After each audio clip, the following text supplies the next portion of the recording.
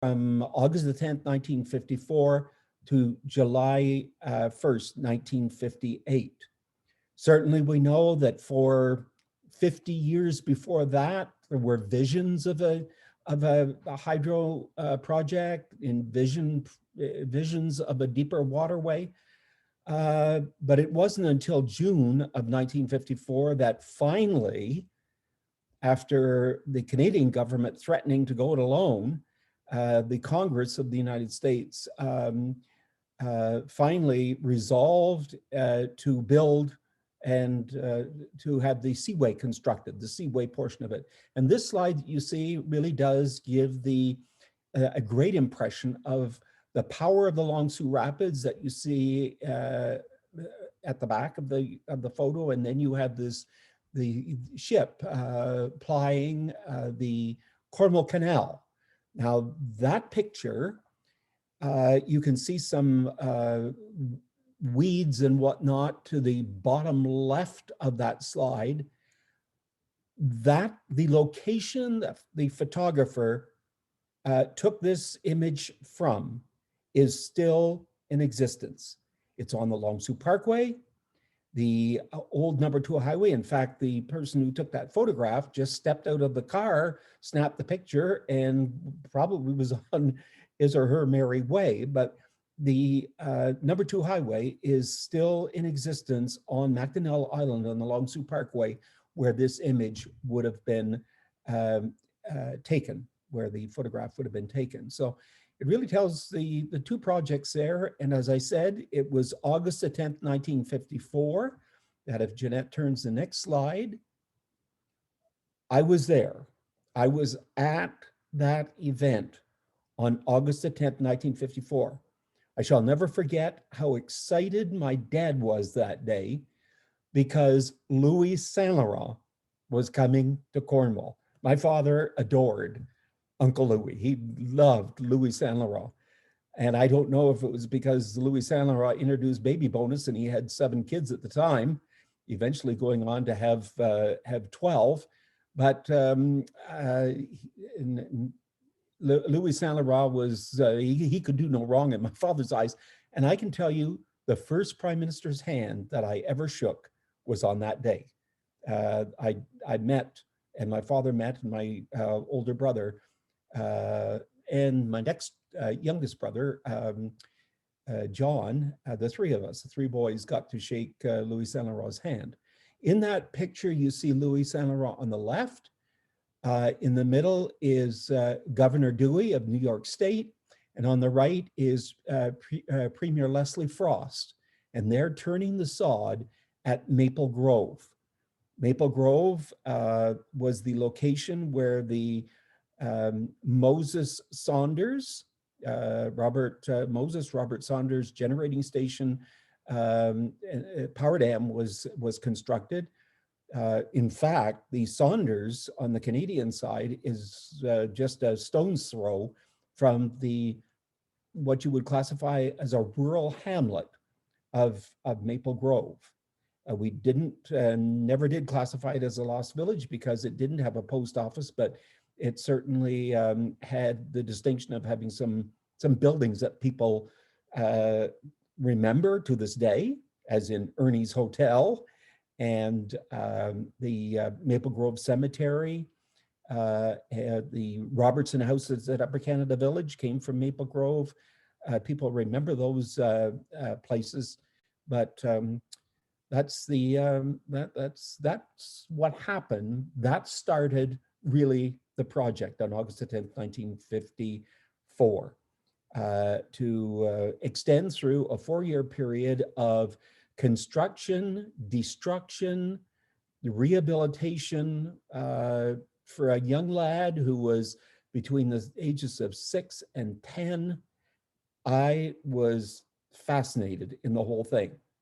I do have an older brother who has often said to me, "How do you remember all this stuff?" And I said, well, I don't know. From way back, I had this inner self that was always interested in history. I remember when I was in grade 1, standing out at the fence of the school and looking over at this great big house that the French or the Adam Dixon house in Molinette, and thinking to myself, my God, that must have been beautiful in its heyday. And now I was in grade 1.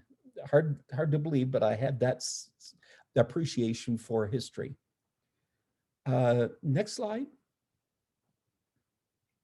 So I'm going to take you on a little journey to, and I'm not going to speak a whole lot on each of the villages because we would be here all night, but I've taken an image from each lost village and each hamlet. This is the image of the first Millrush Public School.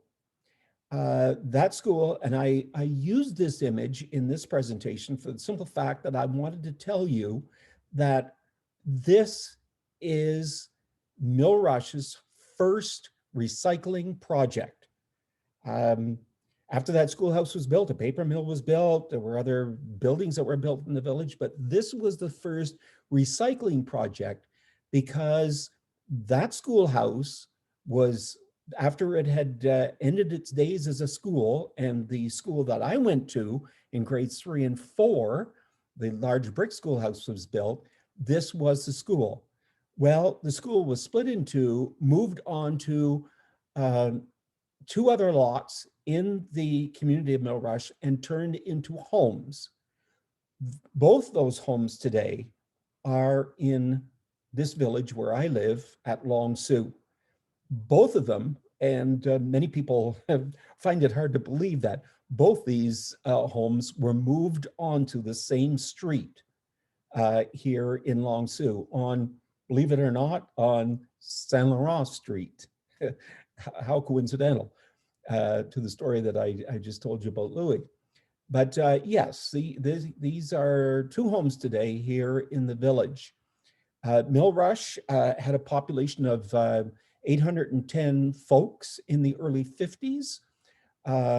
Its claim to fame, and it was the largest of the lost villages, was the provincial paper mill that had been constructed in the town.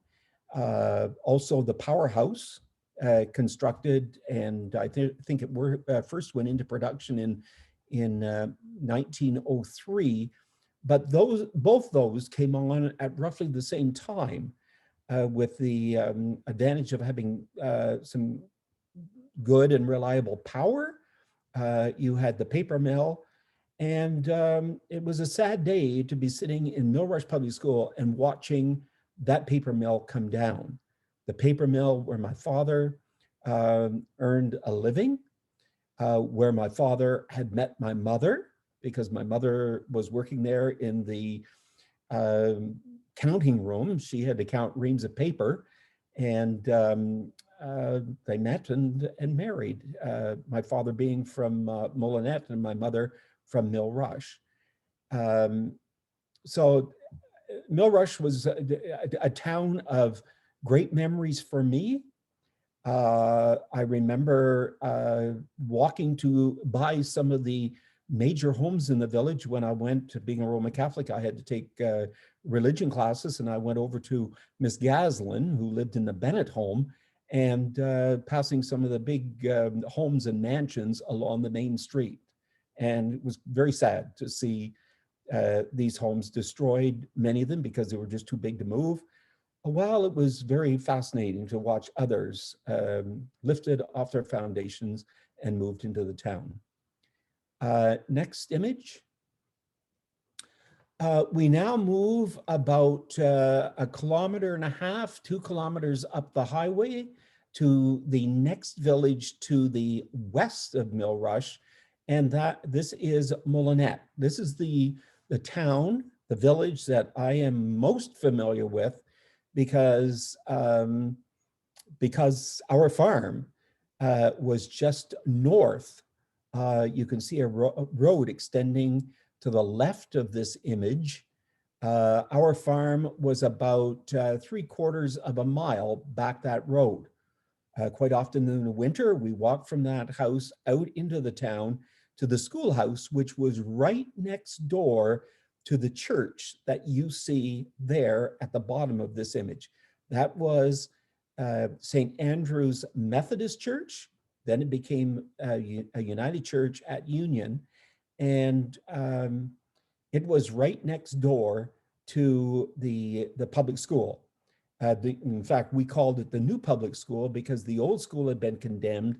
They moved 3 portables onto this property next door to the church, and those portables became the classrooms for Molinet Public School.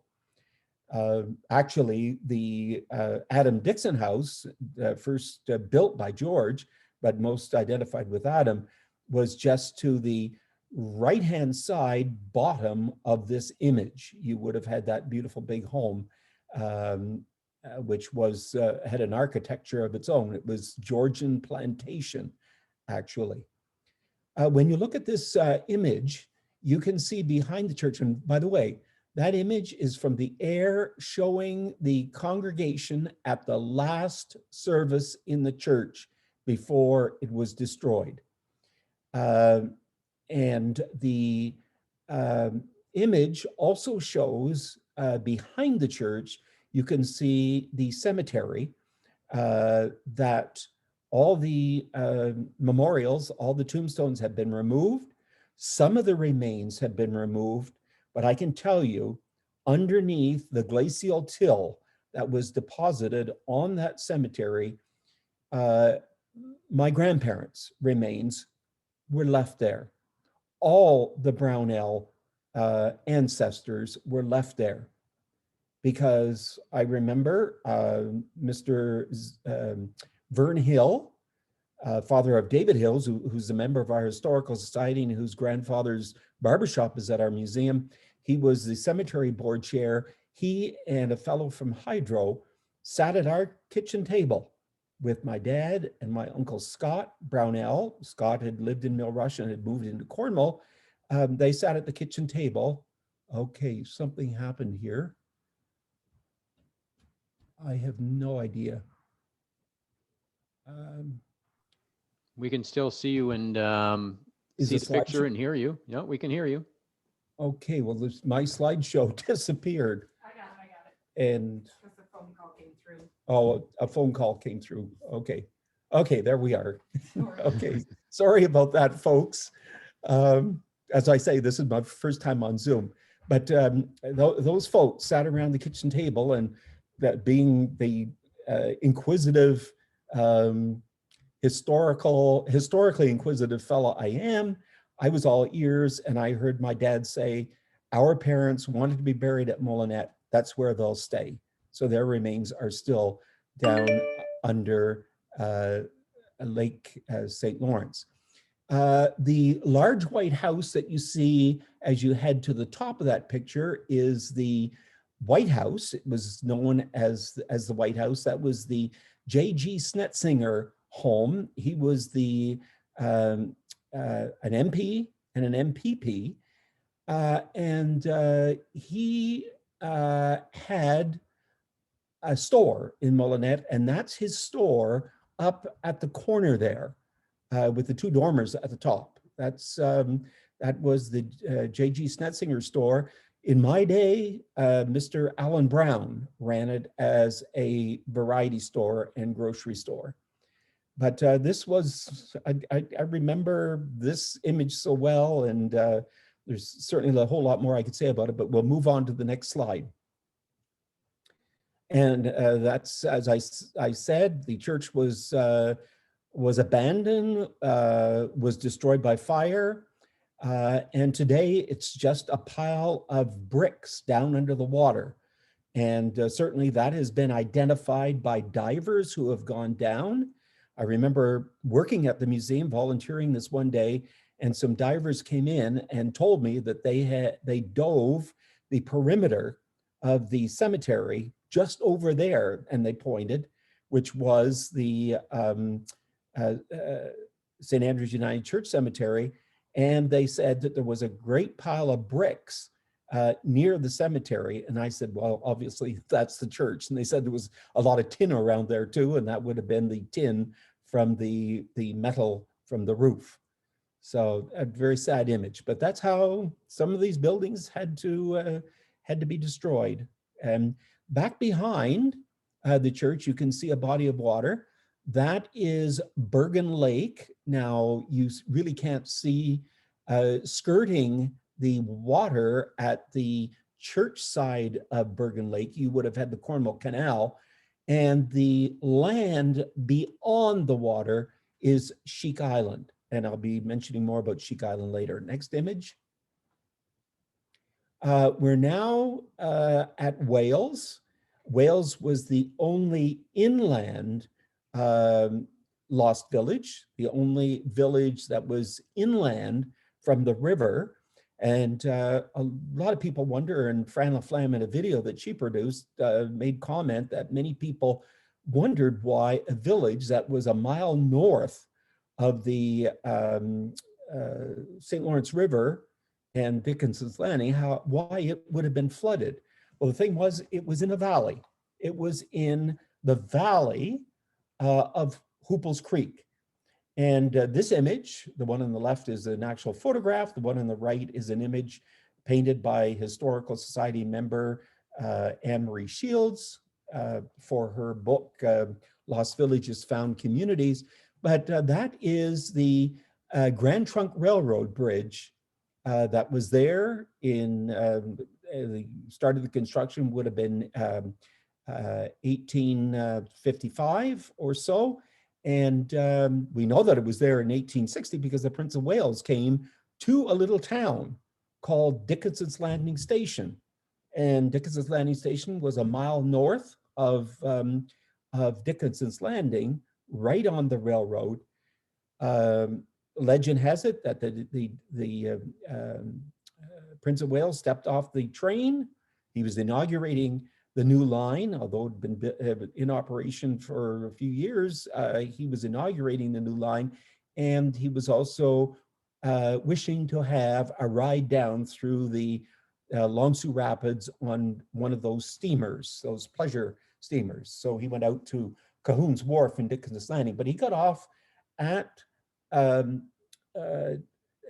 Dickinson's Landing Station, and legend has it that when he stepped off the town, he said, he looked around and he said, why does such a small town, because there were only a few buildings, have such a long name, Dickinson's Landing Station?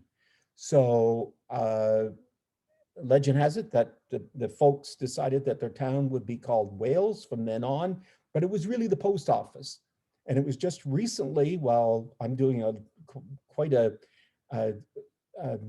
project at our archives right now in cataloging documents and images and whatnot, that I read that it was really the post office there was major confusion between Dickinson's Landing, then this town, which was very close by Dickinson's Landing Station. So the post office was pushing it as well.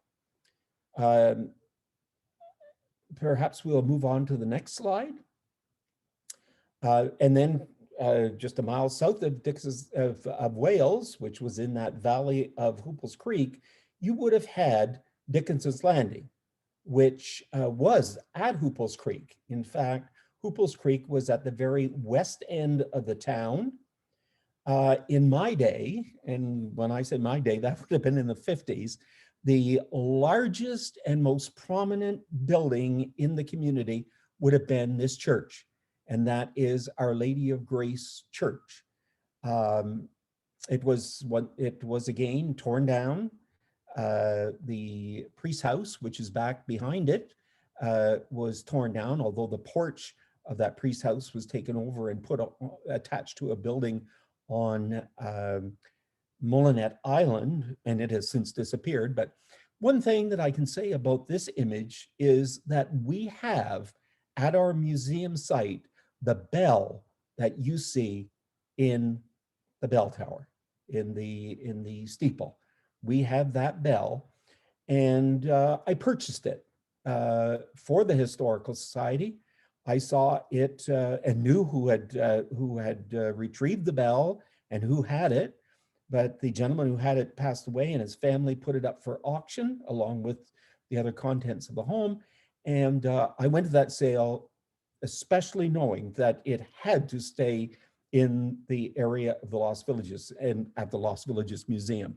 So I purchased it and donated it to the Lost Villages Museum. Dickinson's Landing was right at the very west end of the Cornwall Canal.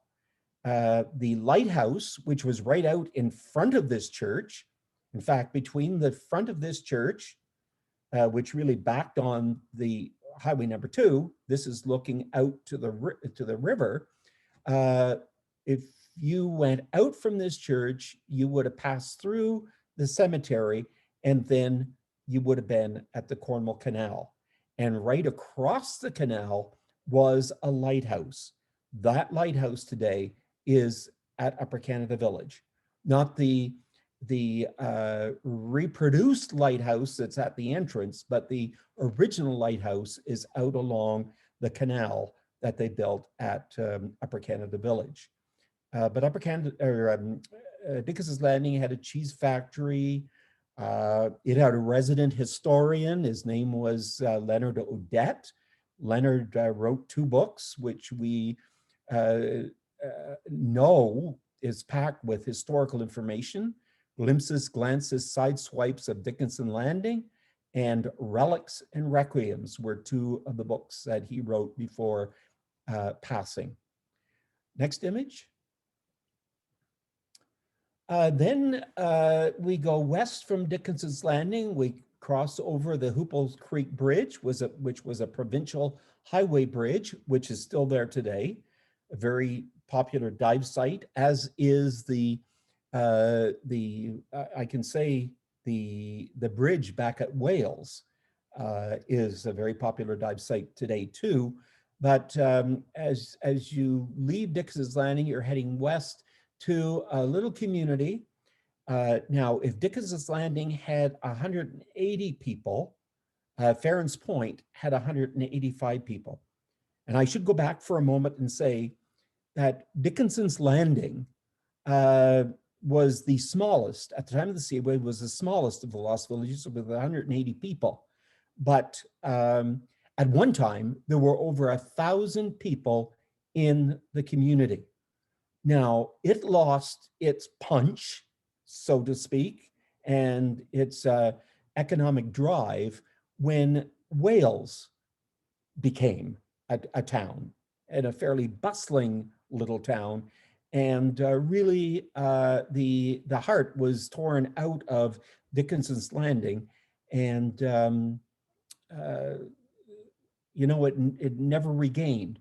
Its early economic development was because of the seaway trade, because of the boats. It had a very busy wharf, Cahoon's Wharf, and it was right at the western limit of the Cornwall Canal. So it was in a superior location when you talk about river transportation.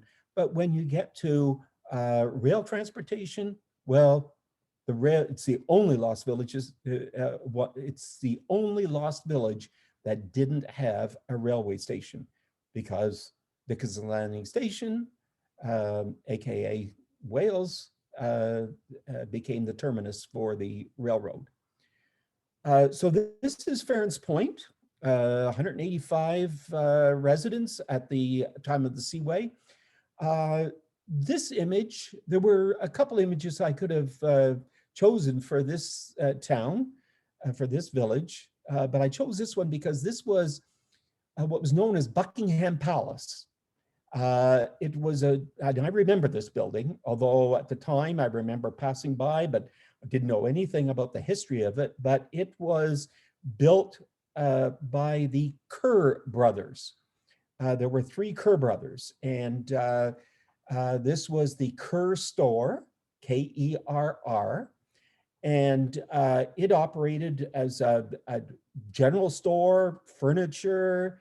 In fact, we have a bedroom set at the Lost Village, at the Stewart House of the Lost Villages Museum, that was shipped to the Kerr brothers, and it's stamped right from the Tea and Company to Kerr brothers.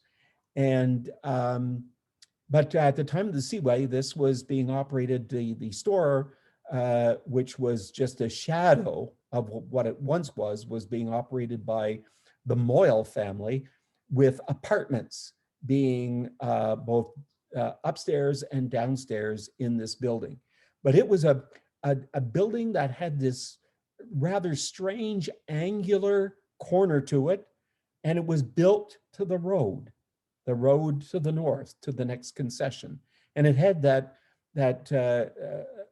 cupola on the top. We do certainly have images of that, which I didn't include with this image, but it was just, it had beautiful wood trimmings under the eaves and whatnot. It was just beautiful, so people called it Ferens Point's Buckingham Palace. But another image that could be here would be the Ferens Point, and I don't know if we have that, Jeanette. I think we might, the next image. Next one. No, okay, well, there's the Buckingham Palace being destroyed by fire. But the next image, yes, there we are.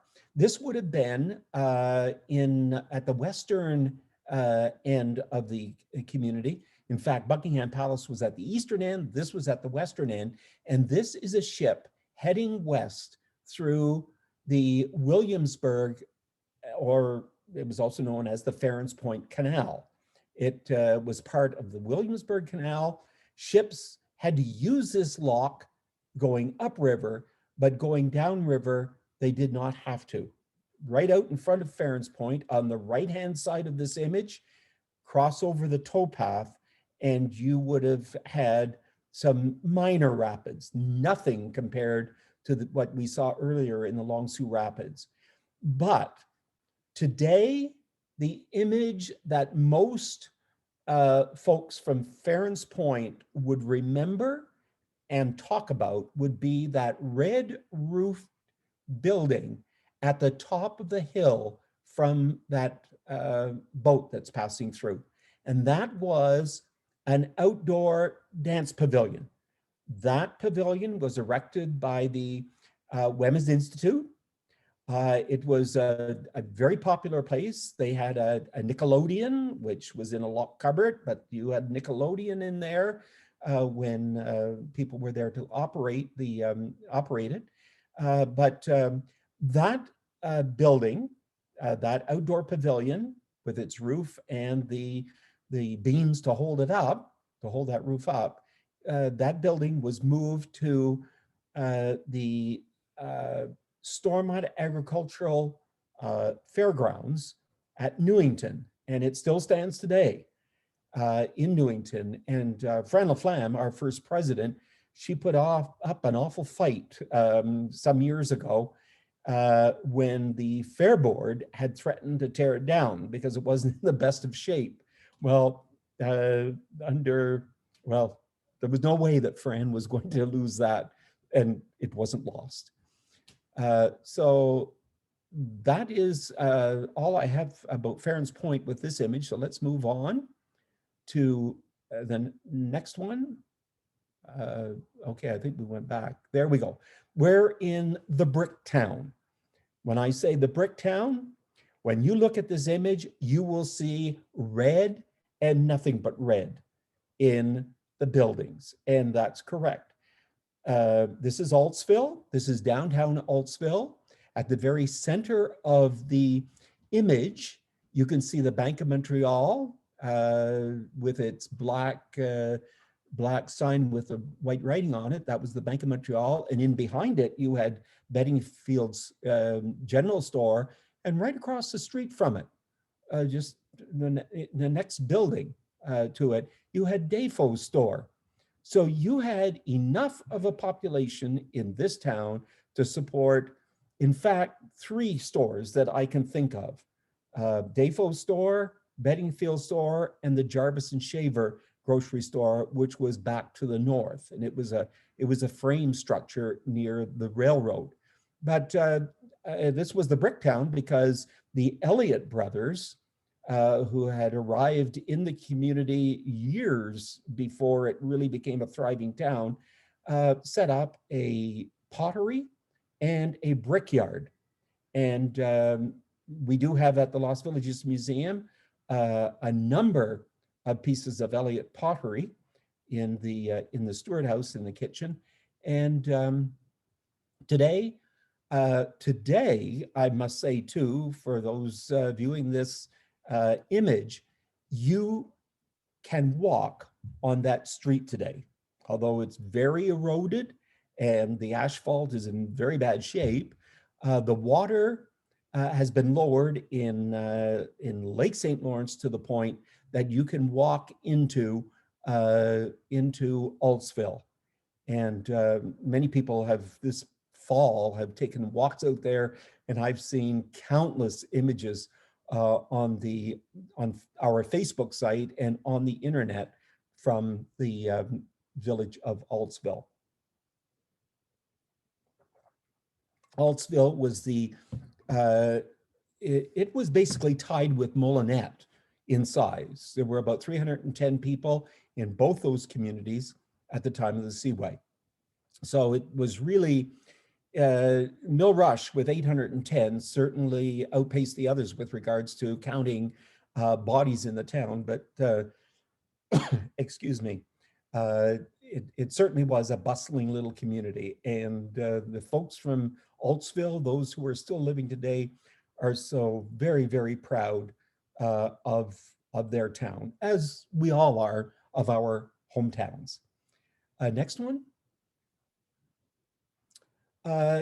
So I'm going to backtrack just a bit, and this is over on Sheik Island. Now, excuse me, I'm just having a little coughing spell here.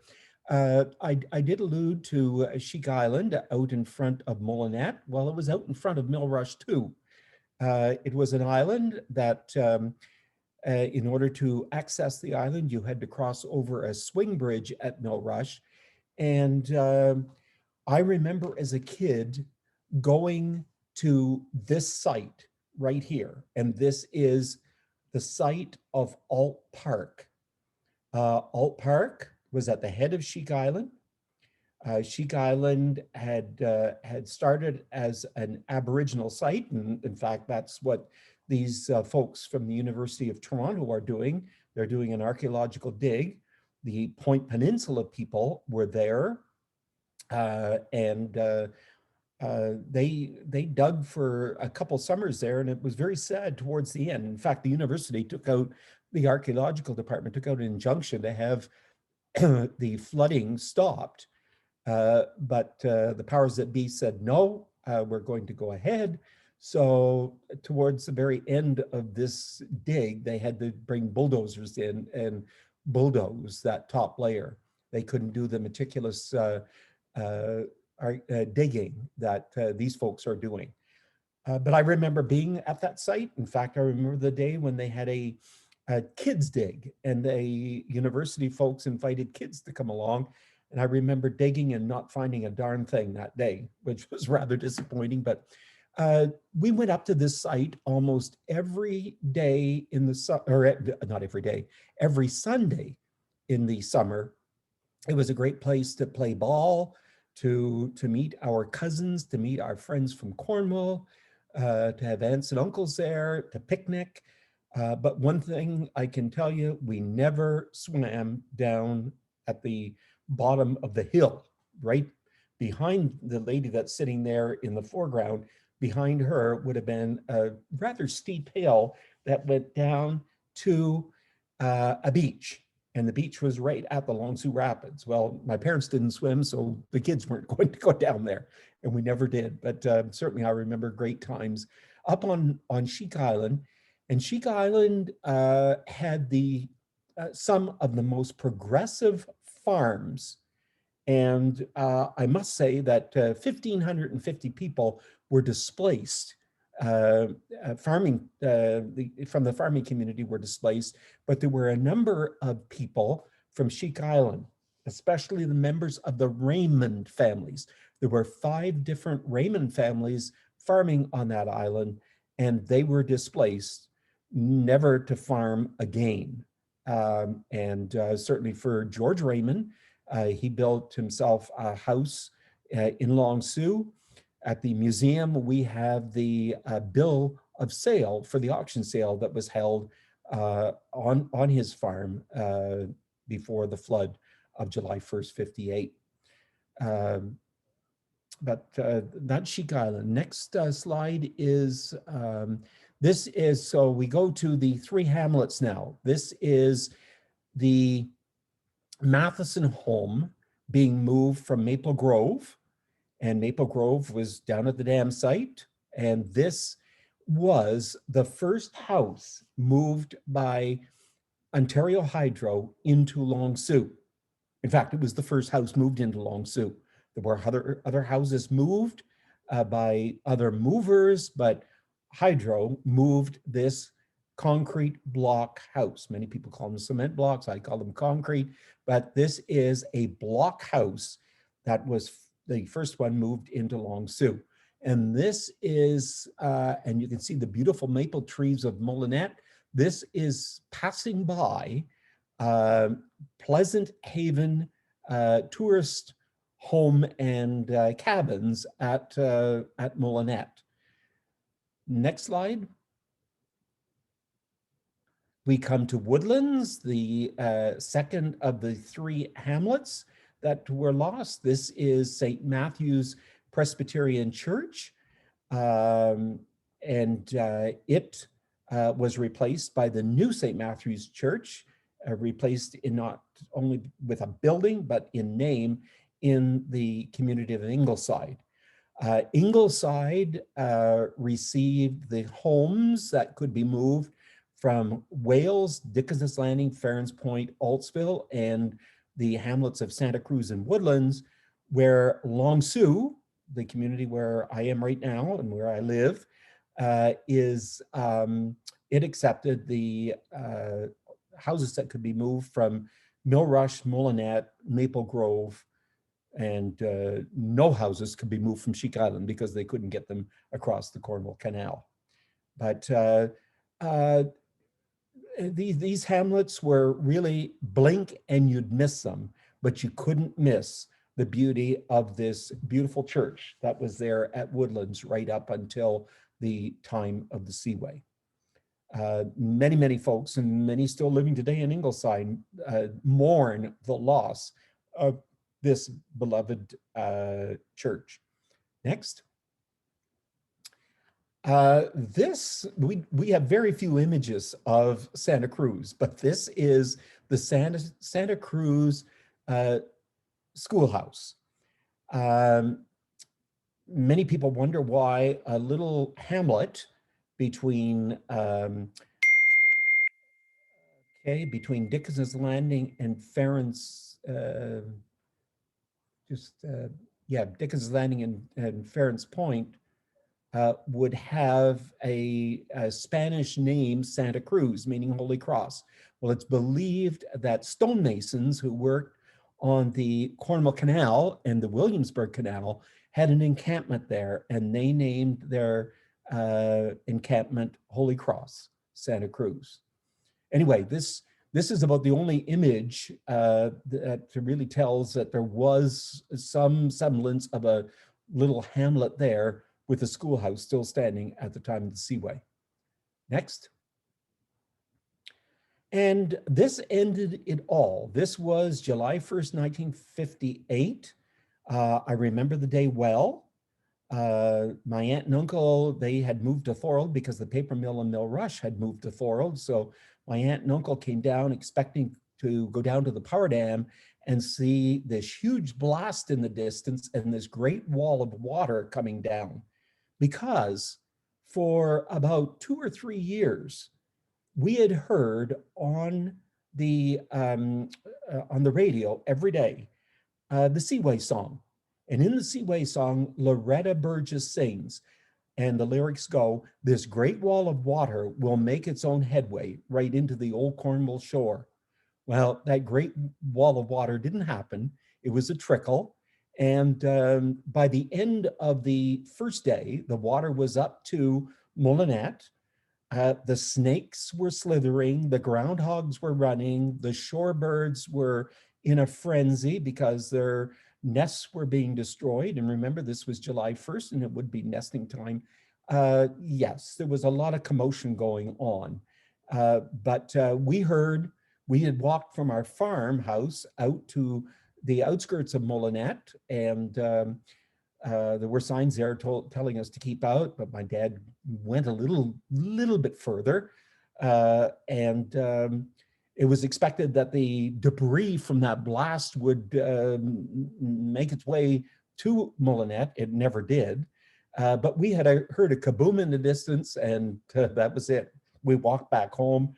My aunt and uncle arrived back at the farm, not very happy because they didn't see much from the dike. They had climbed up on the side of the dike and watched it from the dike because the media had made such a story out of the whole thing. Next one. So I do want to get to the next few slides will be a little more modern in scope. In 1998, as part of Celebration 40, we decided to erect road signs along Heritage Highway 2, Highway number 2, now County Road number 2. And this is the road sign at Ference Point. The 6 lost villages have road signs, as does Lake St. Lawrence. And within a month, Janine Roy Poirier, who was a new member of the Historical Society in 1998, approached me wanting to take on a project. And I told her that we had always hoped to erect plaques. So within a month, she had taken on the project, found sponsors for all the plaques, and by July 1st, 1998, we were able to unveil the road signs at a ceremony at our museum site, and then we had them erected. So this is Ference Point, and you can see that it was erected through the generosity of the Friends of Ference Point. From the vantage point where a person would stand and read that, the sign would tell them where you would, in what direction you would follow to get to the site, and it would tell you just a shot or two of information, just a glance of a little bit of the history of each of the towns. Next. In 2019, that would have been, well, not last year, but the year before. We didn't do much last year, but the year before, we unveiled 4 plaques at the Lost Villages to our, one was to the quarries, one was to the Long Sault Rapids, and the other was to Woodlands in Santa Cruz, and the other one to Sheik Island. So this is the plaque that was erected recognizing Woodlands in Santa Cruz. And of course, you're saying, well, that's the image that we saw in the photograph. And that's correct. This was done through a project, a walking tour project in the city of Cornwall, the Heart of the City project, and they had approached us to find out if they could extend their project out to the west of the city of Cornwall. And we said, absolutely, and this is one of the images. The next one shows Maple Grove, and that is the lock at Maple Grove. Now, back in the distance, and you really can't see it on this slide, but that's Mill Rush way back there. And right at the curve where the number 2 highway, and that's those houses that you see there, just behind the lock is the number 2 highway.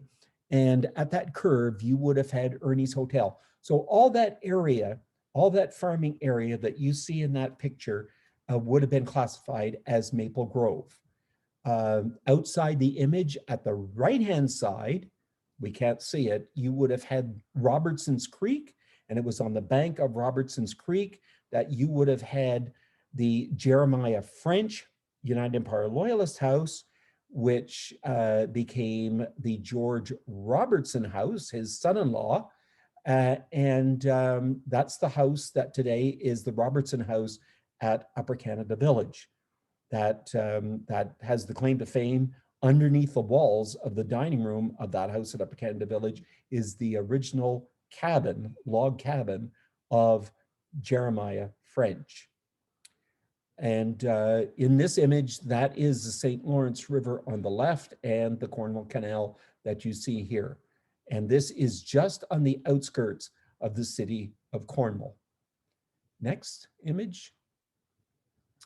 Now we get to the site of the museum. I did mention Alt Park being on Sheik Island. That was the original Alt Park. And that is the park that was dedicated on May the 23rd, 1914, when Levi Addison Alt came. Well, first of all, he approached the Township of Cornwall to find out if they would accept a gift of land from him, which was on Sheik Island, and the township said yes. So he came here with his family in 1914 and unveiled the plaque, which reads, and if it's difficult for you folks to read there, I'll let you know that it says, "To the people of the Township of Cornwall, in loving memory of my parents, Simon William Alt and Caroline Brownell Alt, who spent long and useful lives in this immediate vicinity in Millrush, Mullinatt. This park is given May 23rd, AD 1914, Levi Addison Alt, Cincinnati, Ohio." Simon William Alt was from Mullinatt. His wife, Caroline Brownell, was from Millrush. They married, had a fairly large family. And I can tell you that those that lived to maturity went on to make a lot of money, including Levi. Levi got himself involved in the ink company, in his own ink company in Cincinnati, and became very wealthy. And he left a legacy of parks in North America, the biggest one being in Cincinnati. And we have our own that used to be over on Sheik Island. But today, the stone that was over on Sheik Island was taken over onto the mainland, tipped up on its, tipped up before it was flat on the ground, and you had to look up on the kids. As a kid, I climbed up on the rock to see the plaque that was on it, but they tipped it up and put a new plaque underneath it that in 1959, when the Alt family came back to this site, they unveiled a plaque that says, "With the cooperation of the Alt family, this park has been provided to replace the original park formerly located on the westerly end of Sheik Island on lands now flooded. The Hydroelectric Power Commission of Ontario, 1959. So this is a piece of infrastructure in the park that's been there since the beginning. Our museum hasn't been there from the beginning. The buildings that you will see in the next few slides, not yet, Jeanette, but in the next few slides, but this is a piece of infrastructure that has been there. This past fall, the stone wraparound stone wall has been refurbished, repointed, as have two barbecue pits that were unveiled at the same time that the Alt family came back and dedicated the park. So when you come to the museum, you're going to see some infrastructure that looks pretty new as compared to what it had for the past few years. By the way, I went back today just to find out how Caroline Brownell was related to me, and she was my first cousin 4 times removed. So I do have a connection to Caroline, whose family went on to make a lot of money, and they invested some of it in our municipality. Next slide. Yeah, Jim, I'm just going to give you, you asked me to give you just a 5-minute warning. Okay, All right. I'm towards the end. Okay, thanks. We are now at the Lost Villages Museum. This is the Molinet Station, the Ziny Hill Barbershop, the White Building, the Manson Lapeer Store, Howard Manson, George Lapier's store is the red building, and where we do our sales. You can see the red schoolhouse way at the back. You have the blacksmith shop over to the left, and to the left of it, way up at the back, you have the McLeod Log House, which was our first museum. Next slide.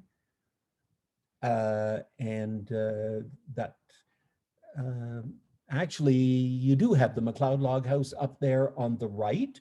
That was our first museum in 1992. When I became president, one of the conditions to accept the presidency was to work with the rest and with Fran to open a museum. That we did on August the 10th, 1992. We opened that as our first museum. No washrooms. We had a Johnny on the spot, but we thought we had the cat by the tail, and basically we did. The rest is history. And that is one of the barbecue pits that was there in 1959 when the alts came back in the top right-hand slide. That's the Stewart House in the middle. That house was moved twice. It was moved at the time of the Seaway. Donald and Wilda Stewart lived in that house. It was in this house that in February of 1977 that Fran LaFlamme and the other visionaries sat around the kitchen table and had the vision that in order to save our history, a historical society had to be born.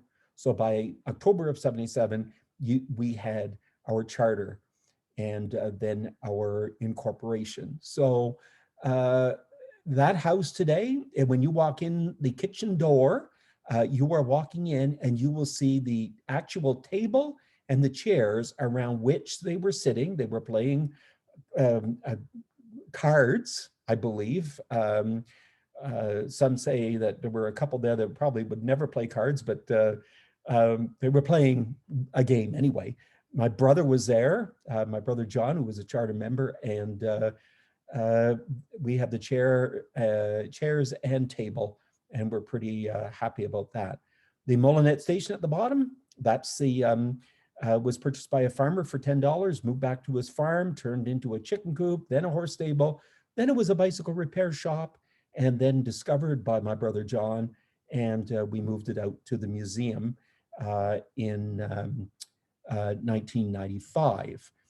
Those millstones that you see in the front, they were placed there in 1992 through a permit from the Ministry of Tourism and Heritage and Culture. There's a new name for it, but I don't know what the new name is. But anyway, through license, we were able to retrieve those from the Snetzinger grist mill at Molinet. And we now have them because we're a reputable museum. We were told by the ministry that they could be displayed at our museum site. So there they are. Next slide.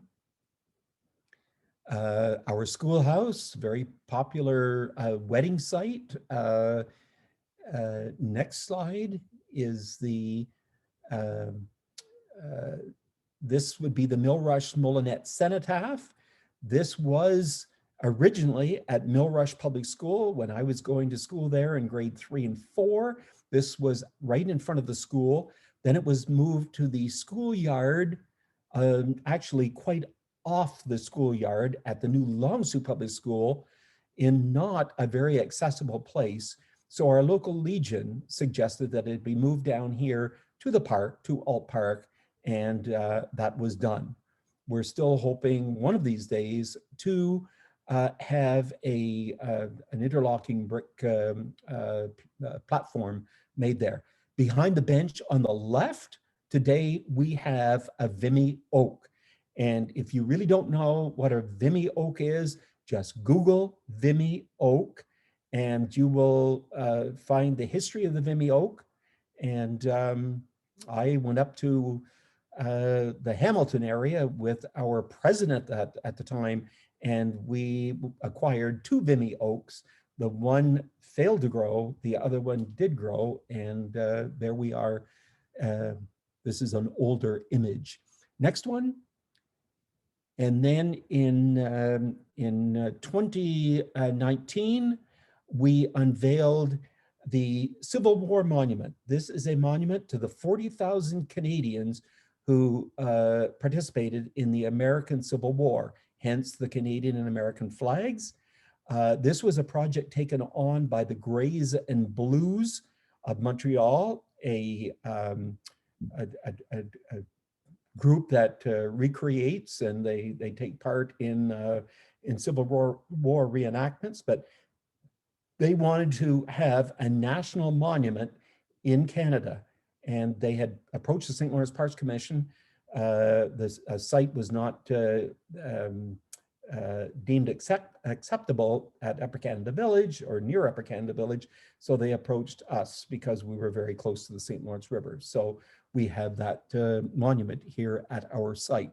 And we certainly did have folks from our lost villages who have been identified as veterans of the American Civil War.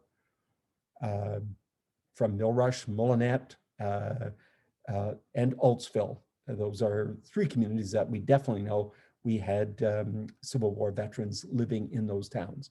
Next slide. We should be coming to the end, and that is it for the presentation. I want to thank you for putting up with me for this show.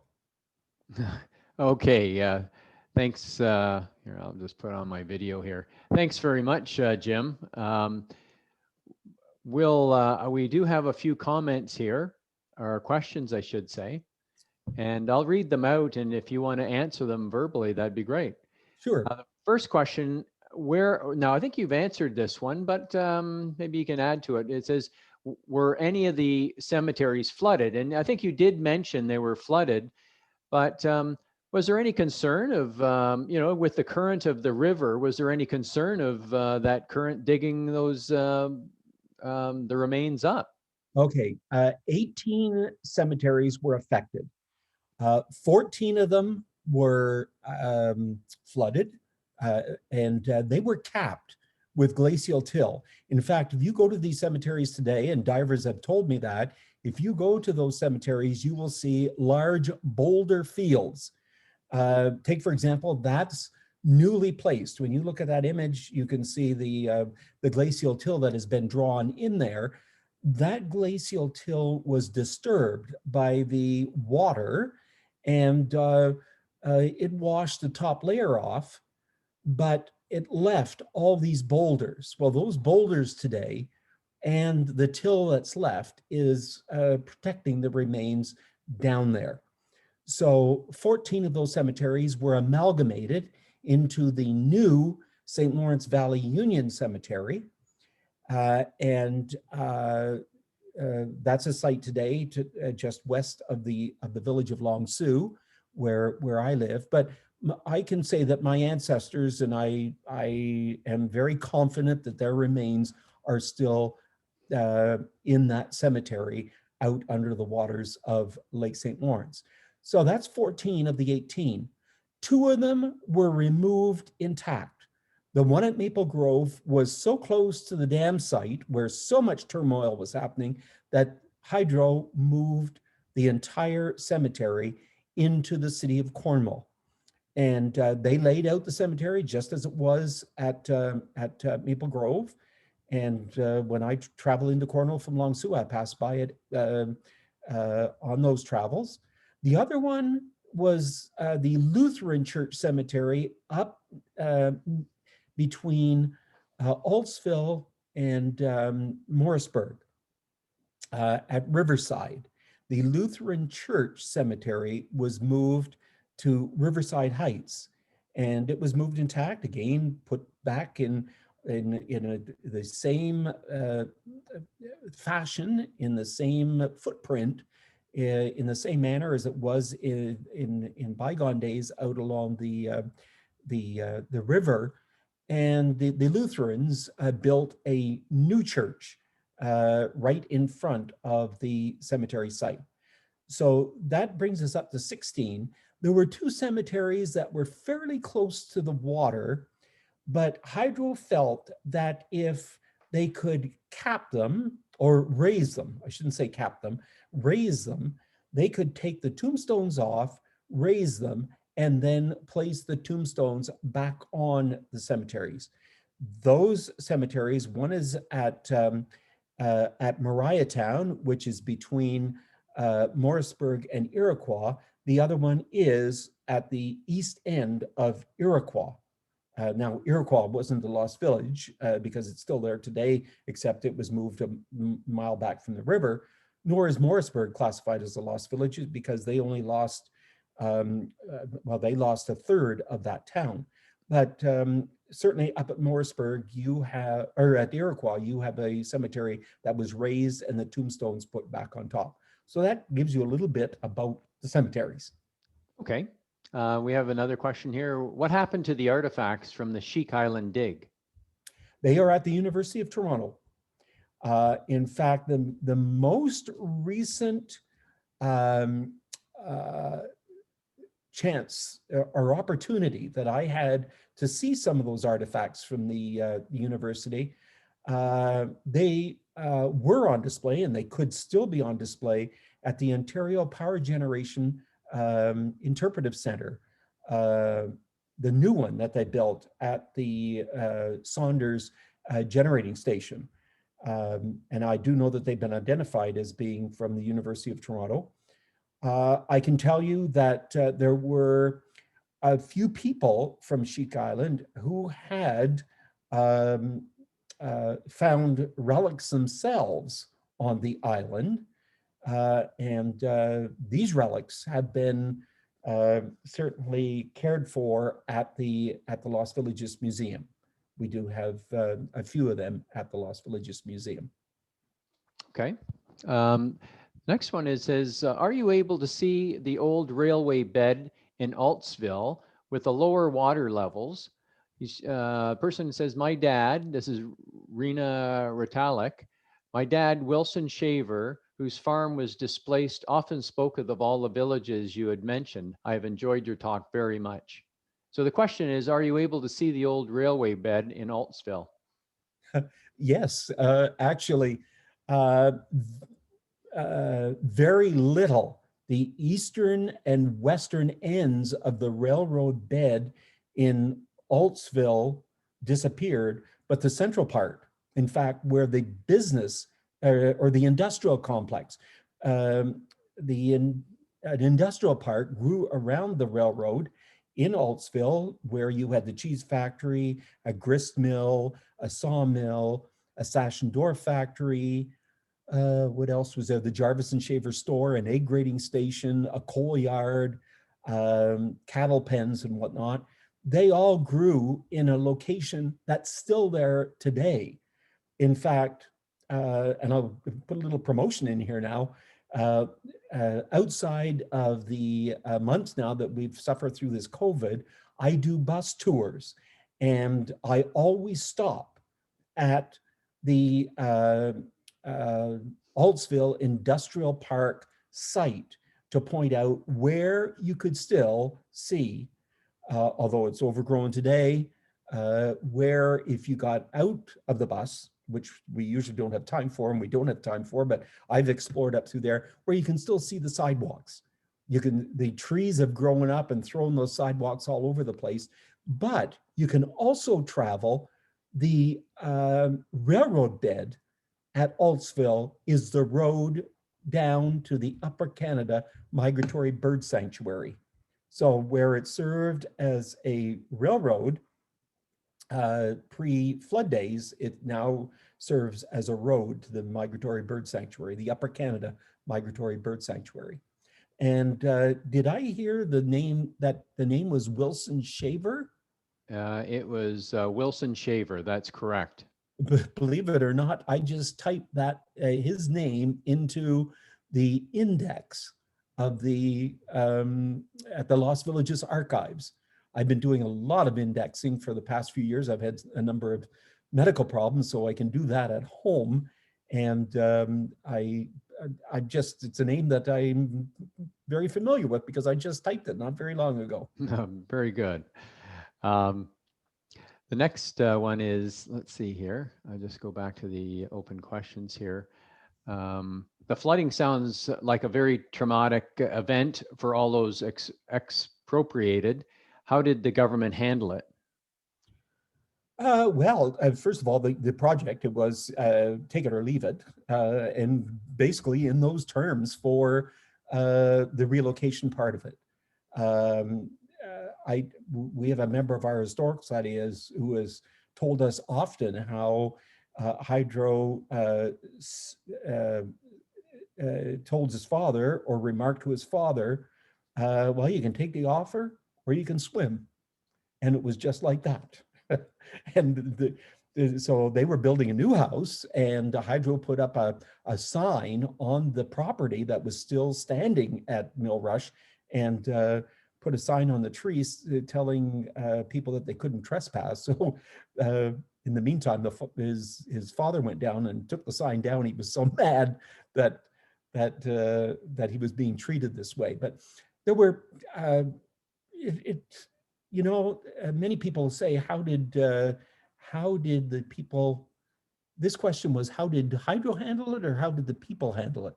The people weren't very happy, many of them, although there were a whole lot who were happy because they were getting new foundations and new indoor plumbing and new furnaces in their basements in the new towns, but they were being placed on smaller lots in those towns than they were accustomed to in their new locations. But I can tell you, it was Hydro, the relocation part of it, and what the folks at people had to deal with were not Seaway people. They were the Hydro people. And that's why Hydro for quite some time became quite a, well, it was a term that not too many people wanted to use. I'm going to say it that way. But we've come to accept it. I can tell you by 1988, when we had Celebration 30, and we accepted it, and we were now ready to celebrate. And we had Celebration 30, 40, and 50. And we celebrated in our community, celebrated our heritage. We remembered the loss, but we celebrated the heritage of our towns. And that's why we're very happy today that people keep joining our historical society.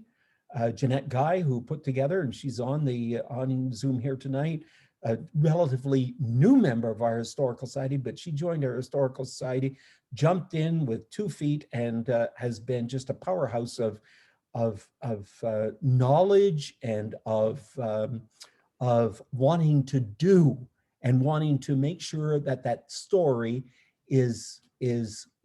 continues to be told. And she writes for the Cornwall Local, and I'm very happy to say that she's very helpful to the Historical Society in having stories about our Historical Society, our museum, and what used to be. Okay.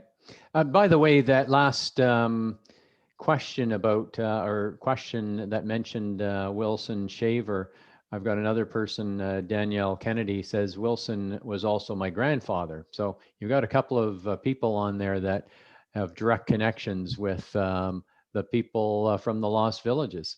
Isn't that interesting? And they could be relatives of mine, because I have Shavers in my family tree, but who knows? Certainly the Shaver is very, very well known here in Eastern Ontario, and certainly a name that's connected with the Altspill area. Yeah. Okay, the last question. Now this is, I'm going to read it off. It's from Randy Barber. Randy Barber says that, did you know that General Custer's adjutant, I think that's how you pronounce it, was a Canadian from Hamilton, Ontario, where he died with the rest of the troop? That's a comment. I didn't know that. Randy's a real historian, and fortunately, I didn't know that. Okay. So that's news to me, Randy. Thank you, and rather interesting. Well, if Randy stays on, maybe you can discuss it a little bit more. That's, well, we've got another comment here. Jim and Brian, I have really enjoyed this. That's from Daniel Kennedy. Thank you so much for putting this together. My Aunt Rena, who was asked that question, or the previous one about Wilson Shaver, was also on this webinar, as well as her mother and sister, hope to travel back to Cornwall area when it's safe again to travel. I would love to meet you. As I said, I do public tours in the summer, on Sundays in the summer. I do private tours. So if you're ever coming back to the area and you're looking for a private tour when it's safe to do so, I've done countless numbers of private tours with folks who just want to get out there and explore, but really don't know what they're looking at. Well, having been around from day one, I pretty well know what I'm looking at and able to get the facts out there for those people. But I'm so fortunate to have been able to live through that time period, having had the opportunity to teach for all those years and to instill in the young folks of our community the history, and to be invited back to schools. Long Sault Public School, almost yearly, invite me back to do presentations. Just in 2019, I was up to Ingleside and did a presentation there. I love doing that. And there's just so much history that could be told. And it's unfortunate that I couldn't be there with you in person to give the presentation, because certainly I would have a lot more slides to show. The slideshow was put together by Jeanette, not really knowing how much time I would have, hence not too many images, but I can tell you I do have a slideshow of at least an hour that I could give with something like 120 images. And some of them are really fantastic, fantastic images. So. Thanks very much. That's a nice invitation there, Danielle, and maybe you take them up on it when things become safe again to travel. At this time, what I'll do is I'll pass it over to Suzanne Zegan. Suzanne, if you want to thank Jim, go ahead. Thanks, Brian. Wow, what a walk through history. You know, all of us here, we love history. We love the stories you told tonight and the glimpse of the lost villages. You know, we go back to our time together at the St. Lawrence War of 1812 bicentennial, as well as the play, the Seaway story, that when my time as mayor of Prescott and you were still MPP, and we sat through that. And I remember crying through the story of the people sitting on their front porches and not wanting to leave their homes. And it was all reenacted, was by actors, but it told the story of the anguish and the sadness. Also, you know, there's also both sides to every story, and you've covered those beautifully. You know, you talked about, I lived the project, and listening to your words and your passion. You know, we always talk about living history, and you were sitting there and you lived this entire project. And you know, bringing history to life, whether it's the you know, the schools, the churches, the homes, the communities that were changed forever. And I'm glad you mentioned the diving, because that's huge. I know it certainly is in Prescott to look at all the ships that have sunk. But you talked about Robinson House in Upper Canada Village. We've all been there, or most of us have. And you know, I love the mentioning of your recycling project of the old Mill Rush Schoolhouse, and that became 2 other homes. And the last congregation of a church. I mean, we've done a lot of history of grave sites. We've done a lot of history. We went to France to research my family tree, and churches and gravestones and cemeteries. And those are all part of who we are. Those are all our history. Those are our stories that we tell. And you've done a great job of telling us the story of the lost villages. And again, the people, the homes, the churches, the schools, and you know, there was a lot of economic development that was promised back then. Some of it has happened, some of it hasn't.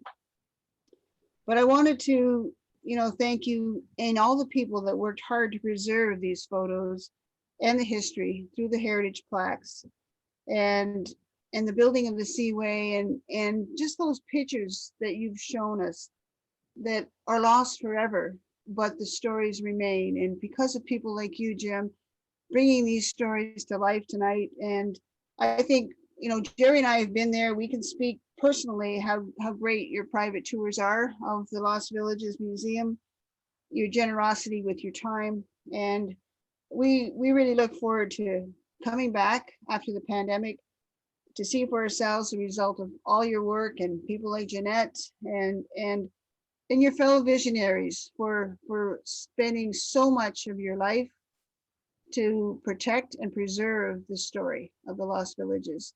Without people like you, these stories would be lost forever.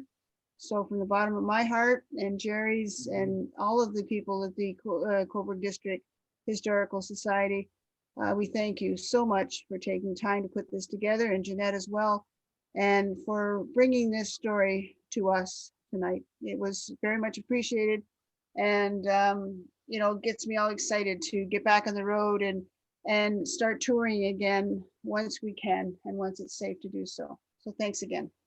Well, thank you very much, Suzanne. And just one little parting comment. I'm no stranger to your community for the fact that my second cousin lived in his latter years. He was from Hastings. He was born in Mullinatt, moved to Hastings, and he lived at the corner of George and Orange. That's the little pub now. It's called the George and Orange. Oh, what? Okay, I wondered. I Googled that today and saw. It's a little pub called the. Well, there's four corners, right? There's four corners, but one of the corners, the southwest corner, is the George and Orange, and they're closed now, of course. But if you ever come back, we'll take you out for a drink at the George and Orange. That'd be kind of fun, actually. He was in the house on the north at George and Orange, so he was right across the street. Yeah. Interesting. Yeah. Small world. Yep. And we do have 2 Vimy oak trees here as well. Oh, Or three maybe. nice. Yeah. Nice. Sorry, Diane, I'm taking up some time here. Okay. My apologies. We'll pass it over to the president, Carla Jones, for to close up on the formal part of the presentation. Go ahead, Carla. Thank you. And thank you very much too, Jim. May we extend our great thanks to you for spending the time with us. It was very enjoyable. The questions were excellent as well too. So thank you to our participants. A bit late for the social, don't you think? I think usually wrap up around 9 o'clock, but I feel like we're having a social now. So anyway, what I would like to do though is I'd certainly invite everyone back again for our February presentation. And I think we'll call it quits for the night. It's a little after 9 o'clock. So I think it's time that we shut the Zoom meeting down. Everybody agree? Okay. Okay, thank you. And good night, everyone. Thank you very much. Good night. Good night, Jim. Good night. Good night. That was great. Thank you.